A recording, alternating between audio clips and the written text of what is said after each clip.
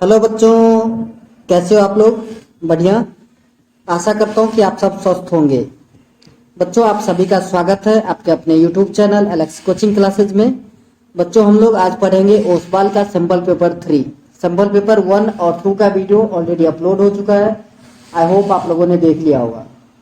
और बच्चों, आपकी और इन्फॉर्मेशन के लिए बता दूं कि ओसवाल का सेल्फ असेसमेंट पेपर 1, 2, 3, 4 एंड 5 के भी वीडियो अपलोड है, अवेलेबल है हमारे यूट्यूब चैनल पे। वो देख लीजिए आप। बहुत ही इंपॉर्टेंट होने वाला है आपके टर्म 2 एग्जाम के लिए। इसके अलावा हमारे यूट्यूब चैनल पर अरिहंत के सैंपल पेपर अवेलेबल है, एग्जाम आइडिया के अवेलेबल है, एग्जाम गुरु का भी एक वीडियो मैंने अपलोड किया था। सो बहुत सारे, कुल मिला के एक शब्द में कहें तो बहुत सारे क्वेश्चंस अवेलेबल हैं, बहुत सारे वीडियो अवेलेबल हैं जो आप देख करके प्रैक्टिस कर सकते हैं, समझ सकते हैं और आप अपने एग्जाम बहुत अच्छी तरीके से दे सकते हैं मैथ का। तो चलिए आज का वीडियो स्टार्ट करते हैं। क्वेश्चन आपको दिख रहा होगा स्क्रीन पर। बच्चों, क्वेश्चन है कि find the 20th term from the last term of the AP 3, 8, 13, 253। सो बच्चों, आपको एपी दे रखा है, गिवन दैट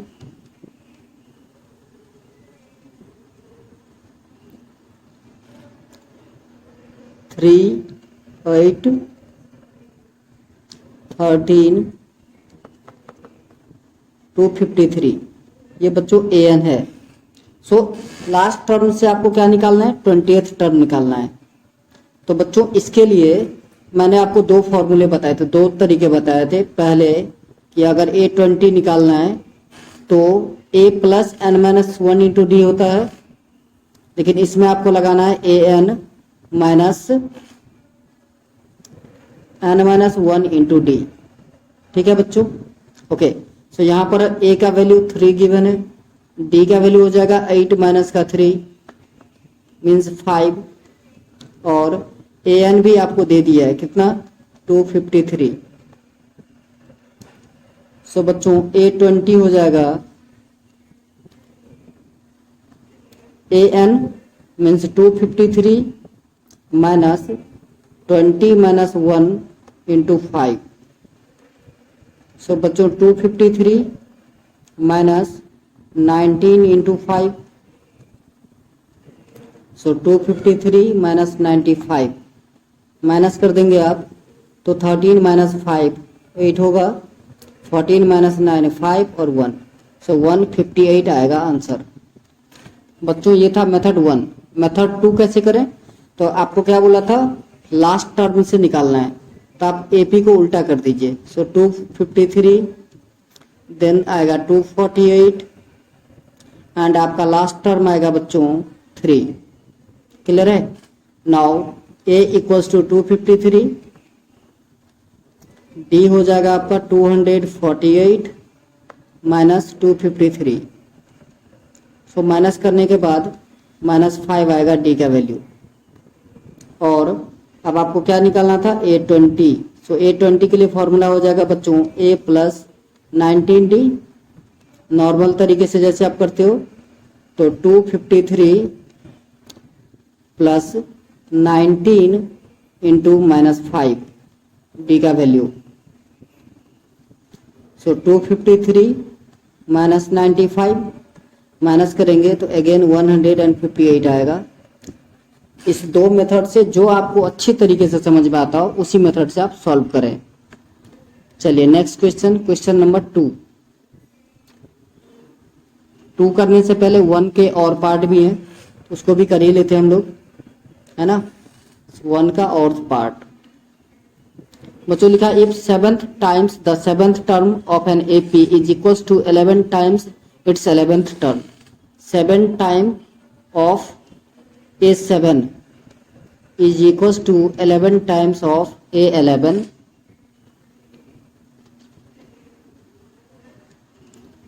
देन बच्चों, हमें फाइंड आउट करना है 18th टर्म। सो देखिए 7 टाइम्स A7 को आप लिख सकते हो A plus 6D is equals to 11 times of A11 को लिख सकते हैं A plus 10D cross multiply कीजिए। सो 7a प्लस 6 7 जा 42d is equals to 11a plus 110d। बच्चों बात आ रही है समझ में? 110d।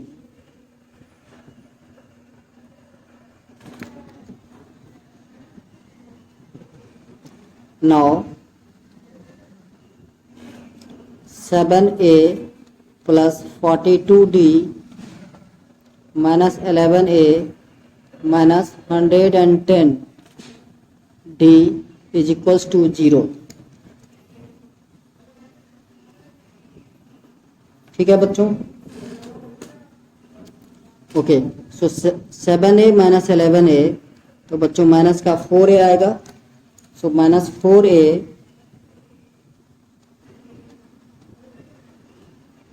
माइनस 110 माइनस 42, सो 10 माइनस 2 करोगे तो आपको 8 आएगा, और 10 माइनस 4 करोगे तो 6। 68d is equals to 0।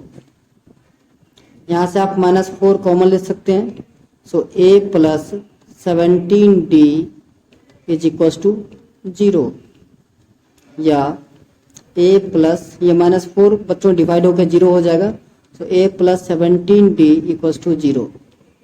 तो यही बच्चों a प्लस 17d को ही a18 लिखा जाता है। सो आपका 18th टर्म क्या हो जाएगा? 0। यही है आपका आंसर, 18th टर्म ही हमें निकालना था। ठीक है बच्चों, समझ में आया? चलिए next question number 2। Question number 2 है बच्चों,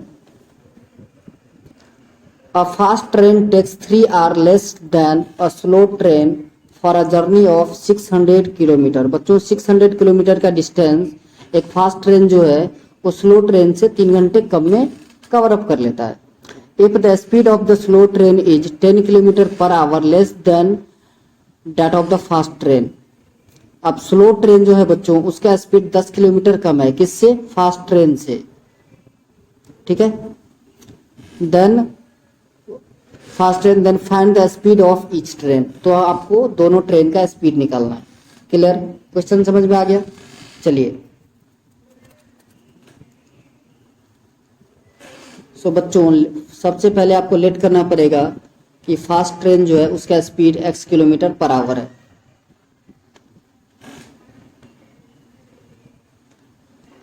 late the speed of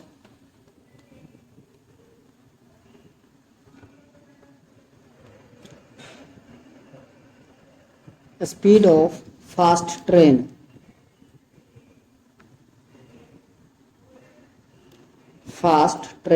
bx।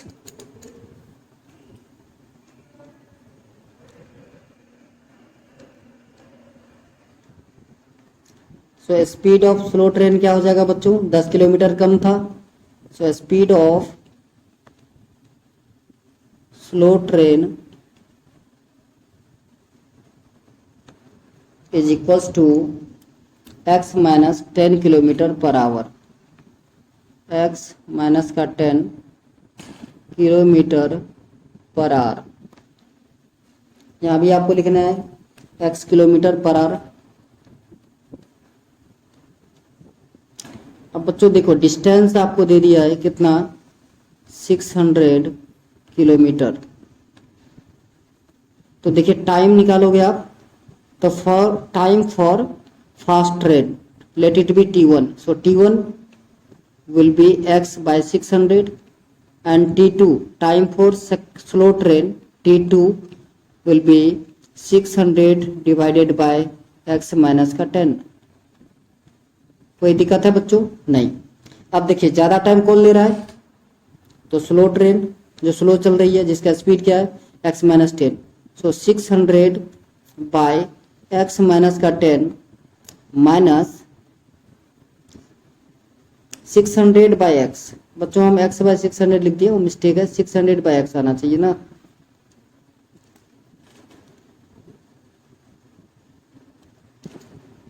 Six hundred minus is equals to 3। अब बच्चों देखो एक बहुत बड़ा कंफ्यूजन रहता है बच्चों के माइंड में कि किसको किससे माइनस करें। पता कैसे चलेगा कि 600 बाई एक्स माइनस 10 पहले लिखना है, माइनस 600 बाई एक्स लिखना है। ये कंफ्यूजन रहता है बहुत सारे बच्चों का, कमेंट में होता है कि सर कैसे पता करें। तो देखिए सबसे पहले आपको ये सोचना होगा कि ज्यादा टाइम कौन लेता है। तो slow train, obviously slow train ज्यादा टाइम लेता है, तो ज्यादा से कम को माइनस करते हो ना आप लोग हमेशा। कभी कभी कंडीशनली होता है कि हम छोटे से बड़े को भी माइनस करते हैं, लेकिन नॉर्मली हम बड़े वैल्यू से छोटे को माइनस करते हैं, राइट। ये चीज यहाँ यूज होता है। तो देखिए सोलो ट्रेन था, मतलब ज्यादा टाइम लेगा, तो उससे हम माइनस कर रहे हैं फास्ट वाले को। अब यहां पर आप 600 कॉमन ले लोगे तो क्या बचेगा, 1 बाई एक्स माइनस का 10 minus 1 by x is equals to 3 is equals to 3। अब बच्चों देखिए, या 600 is equals to x minus x plus का 10 divided by x into x minus का 10 इज इक्वल्स टू 3। बच्चों देखिए यही आएगा, हमने एलसीएम ले लिया तो x into x minus 10 LCM आया, और सब्ट्रैक्ट करने के बाद आएगा x माइनस माइनस प्लस का 10, वही चीज मैंने यहाँ पर लिख दिया। सो देखिए plus x minus x cancel out, तो 600 को 10 से आप करोगे तो 6000 आएगा। सो 6000 divided by x square minus का 10x इज इक्वल्स टू 3। अब 3 1 जा 3, 2000 3 जा 3 6, 2 3 जा 6 होता है बच्चों, सो 2000। नाउ क्रॉस मल्टीप्लाई कीजिए तो x square minus 10x is equals to 2000, या x square minus 10x minus 2000 is equals to 0। तो बच्चों आप फैक्टराइज कर देना आपको, तो ये होगा एक्स स्क्वायर, आपको 10x लाना है और मल्टीप्लाई करके 2000 एक्स स्क्वायर लाना है। सो माइनस का 50x प्लस का 40x, 50 माइनस 40 आप कर देंगे तो 10 हो जाएगा, और दोनों को मल्टीप्लाई करेंगे तो 2000 एक्स स्क्वायर भी आ जाएगा। बात आ रही है समझ में? ओके, अब आया टाइम कॉमन लेने का। तो देखिए फर्स्ट दो टर्म में कॉमन क्या है, x। सो x माइनस का 50 प्लस 40 कॉमन ले लेंगे तो x माइनस का 50 इज इक्वल्स टू 0। सो बच्चों x माइनस 50 और x प्लस का 40 इज इक्वल्स टू 0। सो बच्चों देखिए x माइनस 50 इक्वल्स टू 0, तो x इक्वल्स टू क्या हो जाएगा बच्चों, 50 kilometre per hour. x plus 40 equals to 0,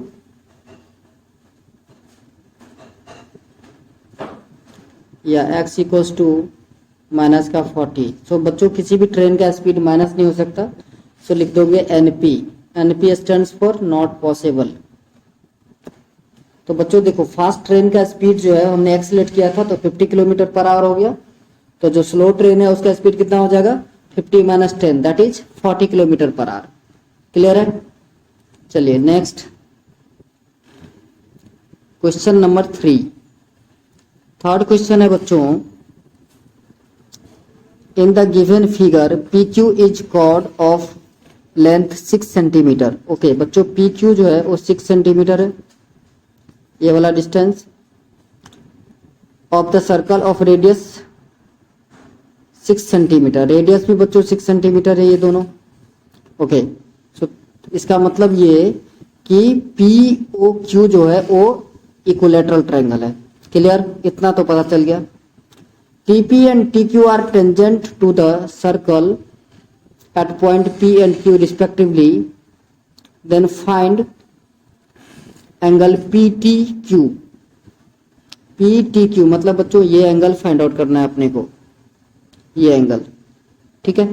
सो बहुत आसान है, एक और बार क्वेश्चन को समझ लीजिए। In the given figure P Q is a chord of length 6 centimetre and the circle of radius 6 centimetre. So बच्चों आप लिखोगे गिवन दैट, देखिए तरीके से कैसे लिखना है आपको, given that P Q is equal to 6 centimetre and OP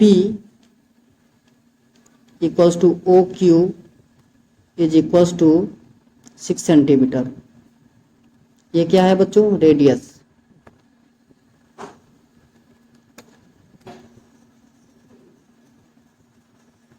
radius okay, therefore triangle POQ या OPQ भी आप लिख सकते थे, is an equilateral triangle.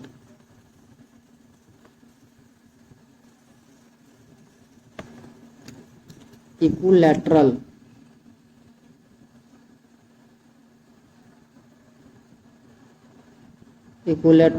Triangle. और बच्चों अगर इक्विलैटरल ट्रायंगल है, therefore angle OPQ equals to triangle PQO plus angle QOP।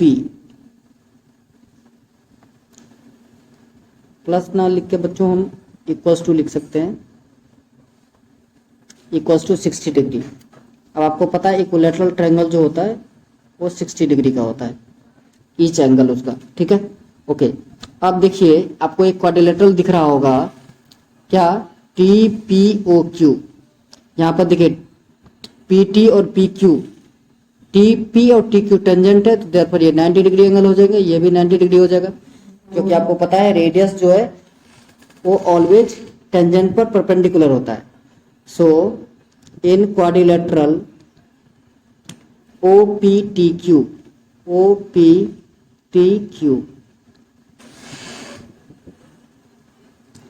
तो आप लिख सकते हो एंगल O, शॉर्ट में लिख रहा हूं बच्चों, plus angle P plus angle T plus angle Q is equals to 360 degree. बात आ रही है समझ में? ओके सो एंगल O अभी पता चल गया आपको 60 डिग्री है, प्लस एंगल P 90 डिग्री होगा, टेंजेंट है। एंगल Q, T नहीं पता, T को ही यहाँ पर बच्चों लिखा गया है PTQ, ठीक है ना, प्लस Q भी आपका 90 डिग्री है, इज इक्वल्स टू 360 डिग्री। क्या बच्चों? 360। So 90 plus 90 180, 180 plus 60 240, so 240 degree plus angle PTQ is equals to 360 degree. तो बच्चों एंगल PTQ क्या हो जाएगा? एंगल PTQ हो जाएगा 360 माइनस 240 मीन्स 120 डिग्री। बात आई समझ में? यही है आपका आंसर। नेक्स्ट बच्चों क्वेश्चन है क्वेश्चन नंबर 4। फोर्थ क्वेश्चन है a well of diameter 4 metre and 21 centimetre deep. Diameter दे दिया है बच्चों कितना? 4 और deep means height 21 centimetre. Clear है? ये दो डाटा यहाँ पर गिवन है। The earth taken out of it has been spread evenly all around its the shape of the circular ring of width 3 meter to form an embankment. Find the height of the embankment. Okay. बच्चों क्या बोला कि उस well से मिट्टी को खोदा गया और उस मिट्टी से उसी वेल के चारों तरफ, वेल के साइज से थोड़ा सा बड़ा करके चारों तरफ घुमा के एक तरीके से कह सकते हैं एम्बार्कमेंट बनाया गया, ठीक है, जिसका विड्थ कितना है 3 मीटर तो आपसे पूछ रहा है कि बताइए कि वो जो एम्बार्कमेंट होगा उसका हाइट कितना होगा, ये आपसे पूछा गया है। क्वेश्चन समझ में आ गया? क्वेश्चन में कोई कंफ्यूजन है तो आप बताइए, नहीं तो हम आगे सॉल्व करेंगे। चलिए, क्वेश्चन आई होप आप लोगों को समझ में आ गया होगा। अब हम सॉल्यूशन करते हैं। सबसे पहले गिवन दैट लिखना है आपको, question number 4।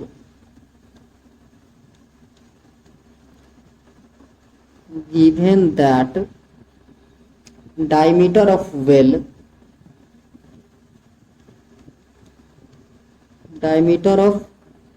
well cylindrical well भी लिख सकते थे बच्चों, 4 मीटर।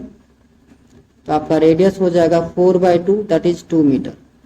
बात आ रही है समझ में? ओके। हाइट इक्वल टू मैंने अभी जस्ट बताया था 21 मीटर है। अब हमें वॉल्यूम निकालना है। Volume of earth dug out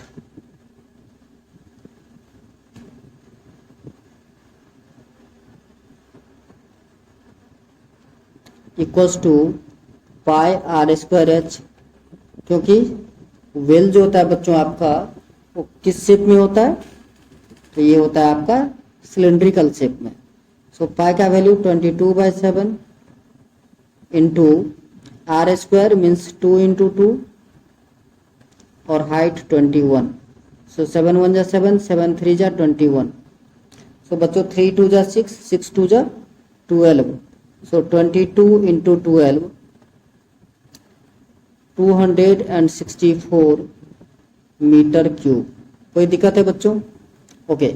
अब देखिए, ये जो आपका वॉल्यूम है मिट्टी का, ये इक्वल होगा वॉल्यूम ऑफ एम्बार्कमेंट।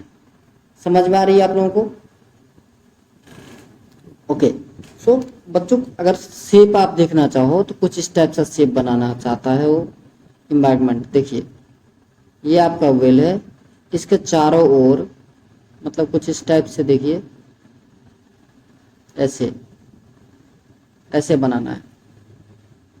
तो देखिए, इसके 2 डायमीटर, रेडियस 2 हो जाएंगे बच्चों, एक तो इनर रेडियस, एक आउटर, ठीक है ना? ये जो वेल का डायमीटर था और रेडियस, तो इसके 2 रेडियस हो जाएंगे, एक ये इनर और एक आउटर, ठीक है बच्चों? तो सबसे पहले हमें रेडियस पता करना पड़ेगा एम्बार्कमेंट का। सो इनर डायमीटर जो है या इनर रेडियस एक ही बार निकाल लेते हैं। Inner radius of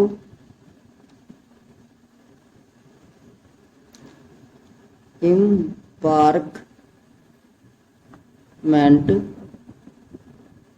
is equals to 4 centimetre, ठीक है बच्चों? 4 तो डायमीटर था, रेडियस हम लिख रहे हैं ना, तो 2 सेंटीमीटर लिखेंगे। इसको स्मॉल आर ले लेते हैं बच्चों, तो ये हो जाएगा 2 सेंटीमीटर। आउटर रेडियस हो जाएगा बच्चों, विड्थ कितना है? 3 सेंटीमीटर। तो 2 + 3 तो कितना हो जाएगा बच्चों? Equals to 5 metre. बच्चों ये सारे मीटर में आएंगे क्योंकि यूनिट आपको मीटर में दे रखा है। तो अब इसका वॉल्यूम निकालिए। So volume of embankment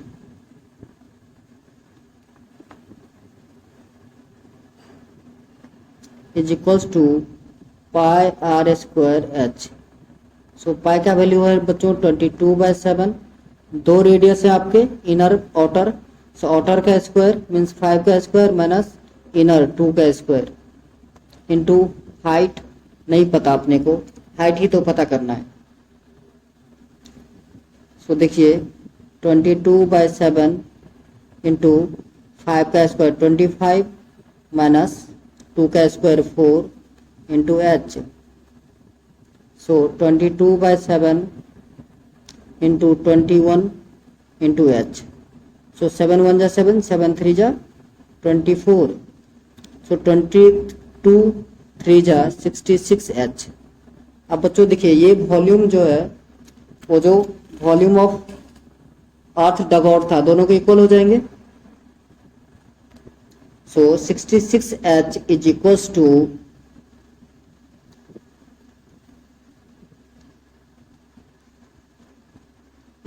to कितना आया था बच्चों 264।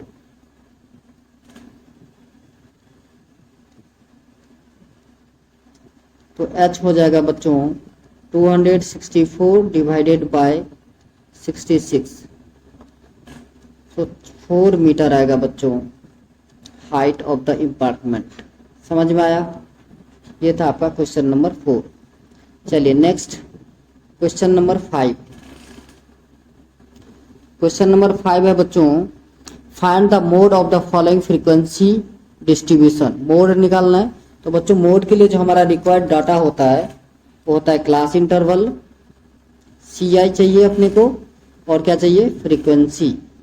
सो क्लास इंटरवल और फ्रीक्वेंसी दो ही डाटा की रिक्वायरमेंट होती है, जो दोनों आपको यहाँ इस क्वेश्चन में गिवन है। तो टेबल बनाने की कोई ज़रूरत है नहीं, लेकिन बच्चों याद रखना है आपको एग्जाम में टेबल बनाना है।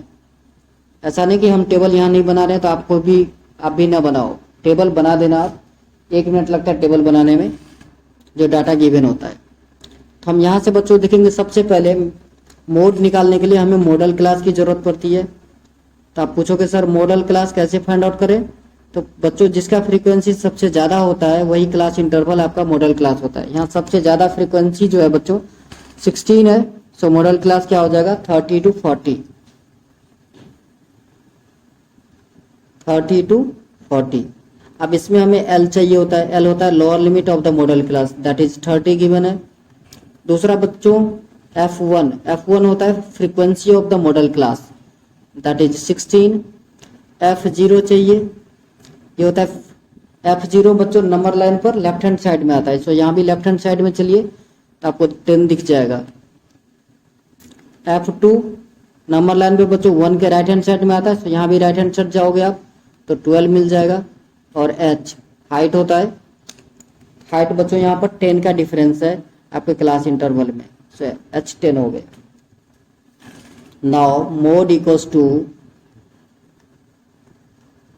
L plus F1 minus F0 divided by 2F1 minus F0 minus F2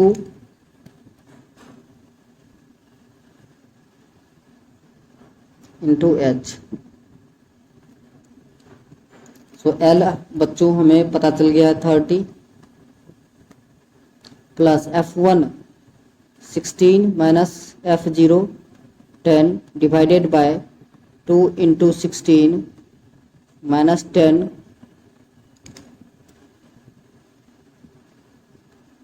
minus 12 into 10। So बच्चों 30 प्लस 16 माइनस 10 6 हो जाएगा डिवाइडेड बाय 32 माइनस 22 इंटू 10।